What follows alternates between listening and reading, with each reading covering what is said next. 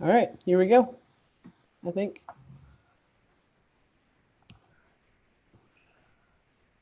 Are we live? Can you see us? Wait. And redirecting. And we're live. Hey everyone, welcome to Renae. Today in quarantine, we've had some issues getting it up, but we are rolling, fam. We are going. So, welcome. I'm trying to get a better view on this, but there we go. All right. So the reason that we decided today to do today in quarantine was because um, Renae and I were talking yesterday, and we know that because of COVID-19, everyone is encouraging to stay at home. But we don't want you to be alone. We don't want you to be in isolation. We thought that this would be a great platform to just have conversation, to talk with one another, to see what's going on in each other's lives and how COVID-19 is essentially changing our lives. So, Renae, how is COVID-19 changing your life? COVID-19 is just has uprooted my whole life, as in school and stuff like that, because I'm no longer teaching. I'm one of those people who has been disrupted from my daily routine because I just can't go to school because that's definitely 10 people or more. And oh Mhm. man, there's Nathaniel and Andrew watching and Marianne. Hello, welcome to Live in Quarantine. We're just talking about ways that COVID has disrupted our lives right now. So yeah, I'm just chilling at home. We as music teachers are trying to figure out ways to be uh, music teachers online somehow with our and interact with our students. And yeah, Nathaniel, you agree too? Yeah, it's just kind of just uprooted everybody's lives. How Yeah. has Today, COVID I impacted? went to the vet. It's okay. I think our sound is delayed. Guys, let us know in the comments how COVID has changed your life.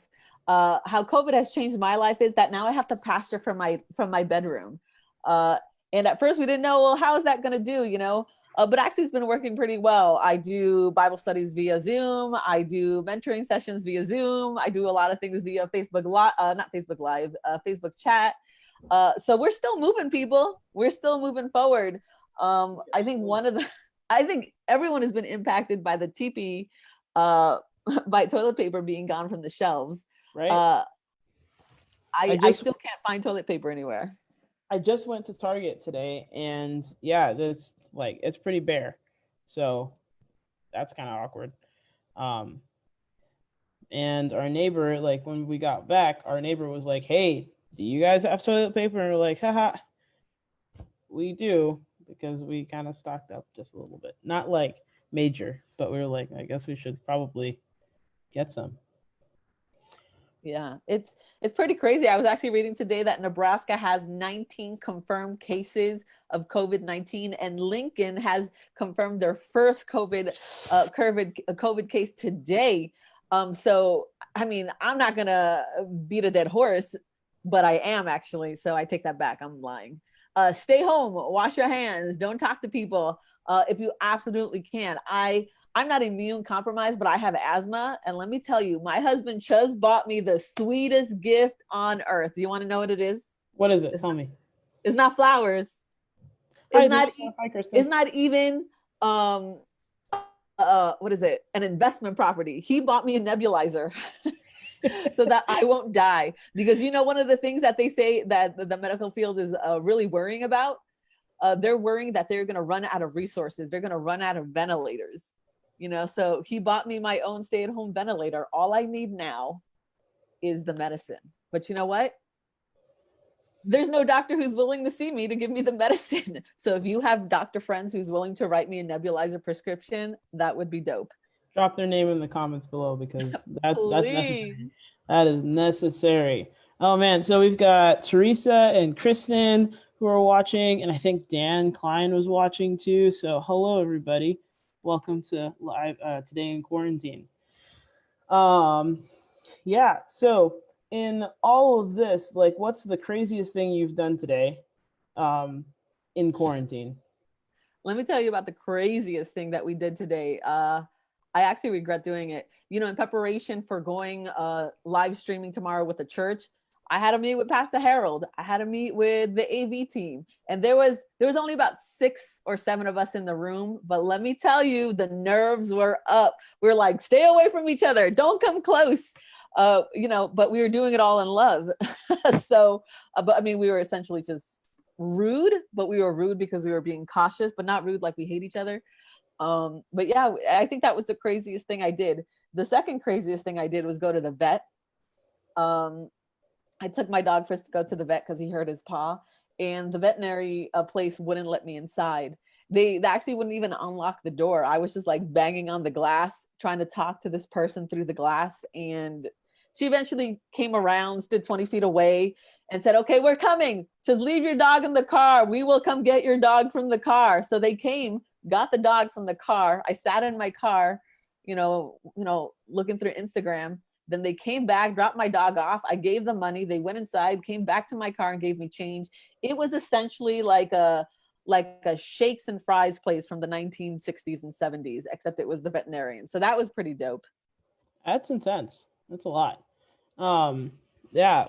I mean, the craziest thing, because I haven't really done the crazy stuff. I went to Target because we had to grab some stuff. Um, but so I guess that's kind of crazy considering the times that we're living in. But the craziest thing I probably did today was I made mini pancakes because, now that I've got time at home, what else am I going to do? So that's kind of my crazy thing. All right, there's Bob who's watching too. Oh, we got a couple comments here. Nathaniel is just chilling, working with his plants. Props to you. Work with your plants, Nathaniel. That's great. I kill every plant I've ever had. So Same. I got a succulent because people are like, you can't kill succulents. I did. It was not hard. And Teresa says she had 3 old breathing machines that she offered to Brian to have retrofitted, and the guy kept her number. So that looks good. Oh, wow. Looks good. All right. And yeah, Andrea. That's kind of scary, though. That kind of affirms the fact that they are going to run out of ventilators. So, guys, if you have asthma, stay home. Okay. Tell your friends to stay home, too, because we can't. Yeah, absolutely. Yeah.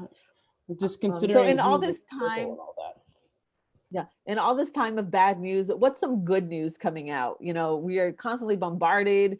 Our anxiety levels are going up. By the way, the solution to anxiety is prayer. So if you feel yourself getting just overwhelmed, you need to stop. You need to pray. You need to remember, just the promises that God has made. This world is not our home, but while we are here, he gives us strength to endure the difficult times. But let's talk about some good news. What's going on in the world of COVID-19 that is good news? Well, let's see. I lost my NPR page, but let's see. What's going on that's really good in the world of COVID-19? Well, I think one good thing that's going to come out of this is that people are actually spending time together. Granted, we are still kind of all on our phones, but there are people who are like spending time and they're just like, done. Another good thing that Nathaniel said is that China has peaked. So yeah, China is no longer receiving those coronavirus, or nobody else is getting sick. It looks like it's on the way down. So that's awesome. Andrew says, just stay home, period. Introverts unite. Yeah. Yes. Andrew. But us extroverts are kind of dying. Separately at home. Yes, this is why we have today in quarantine, because us extroverts don't know what to do with ourselves. Honestly. Go ahead. Oh, another good thing that's coming out of my life in quarantine is that I have like 8 musical instruments in my house now. So I'm just kind of being a little bit more creative than I usually am because I've got the things to be creative with. Oh, bye, Nathaniel. Love ya. Teresa feels like Paul under house arrest. What? Oh, you feel like Paul under house arrest? It's okay. It was under house arrest that he wrote all those beautiful things, in Revelation. So there's going to be some good that comes out of here. Let the Holy Spirit work in you and do something in you. He wants to build you up. He wants to grow your skills. Don't be afraid to go on YouTube University and get your degree while you're quarantined. There's so many businesses right now, especially online businesses, who are like offering free, educational classes. So take advantage of that. One of the good news is another good news that's coming out of Wuhan is that Apple actually opened up all 42 of their Apple stores in Wuhan. So that's great news. That means business is up and running. That means people aren't afraid anymore. So I think that's a win. That's awesome. Yeah. That's definitely awesome. Um, Mm. Another good thing that's coming out of this is that schools, like even though they're closed, and one of the things that's big on my heart as a teacher is like there's students who depend on school for a lot of things, and one of those things is food.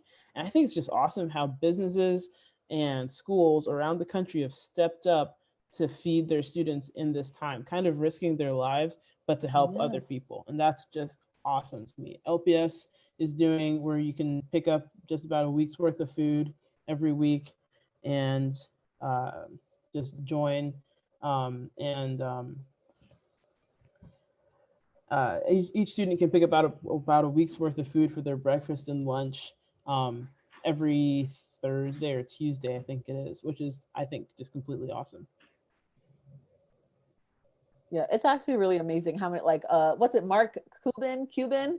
He's paying for all the stadium workers. He's paying them, and then he's also providing childcare fees for them. I mean, it's pretty amazing the way people are stepping out. One of the things, one of the young adults or families over at CBC, they asked today. They said, "How can we help? What can we do?"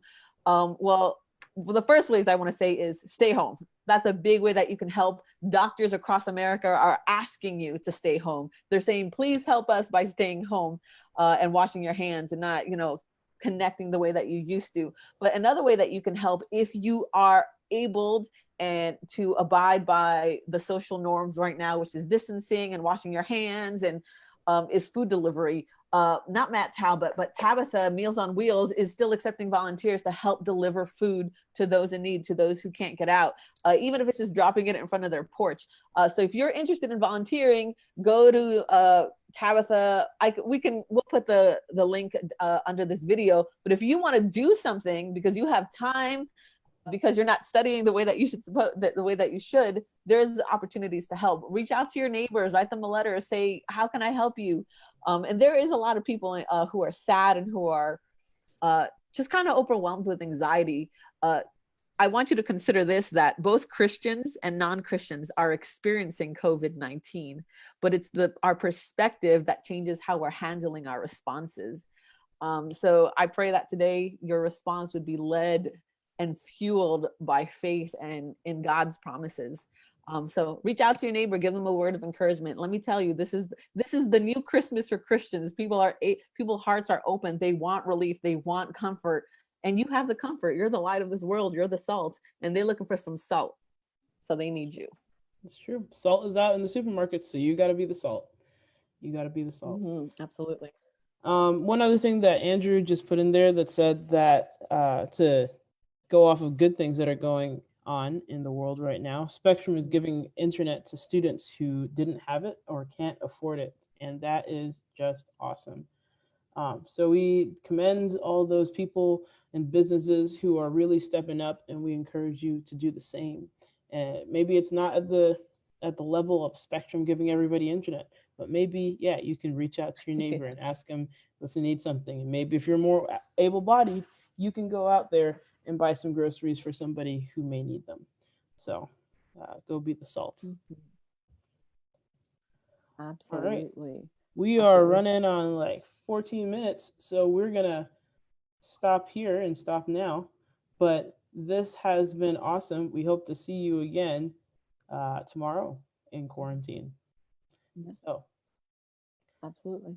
Have a great day, everybody. Stay safe, stay inside, and reach out to somebody. Be the salt. And we'll see you tomorrow in quarantine. Bye, guys. Have a great day.